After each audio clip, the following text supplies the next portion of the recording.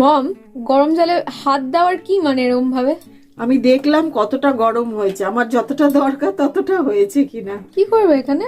এখানে বল তো তুই আমি কি করব। তুমি বলছিলে যে সরা পিঠে বানাবে, হ্যাঁ, কিন্তু আমি দেখছি ধনে পাতা। একটু কাঁচা লঙ্কার ধনে পাতা দিয়ে দিলাম, বাপির খুব ভালো লেগেছে, তাই ও। জন্য ওইভাবেই করছি। মানে চালের গুঁড়োর মধ্যে কাঁচা লঙ্কা, ধনে পাতা আর লবণ। আর লবণ। হ্যাঁ, দিয়ে এটা মিশিয়ে নিয়েছি। এই যে জলটা গরম করে নিয়েছি, হুম। একটু মানে হাত ছোঁয়ার থেকে একটু বেশি গরম। বাবা, এটা দিয়ে আগে মেখে নেব। চামচ দিয়ে মানে মাখবেন যারা, আমি জানি না বাবা, আমারই দেখেই কেরম লাগছে। বেশ গরম জল, সেটাকে নিয়ে হাত দিয়ে দিই, কি দরকার মম? এটাকে নিয়ে না ভালো করে মাখলে পরে হবে কি বলতো, খুব সুন্দর জালি জালি হবে সরা পিঠাগুলো। চিতই পিঠাও বলে, আজকে পিঠেও বাবা বলতো, যে যেখানে যেরম বলে। এটা হয়ে গেল। হ্যাঁ, ব্যাটারটা মানুষ কি করে বুঝবে?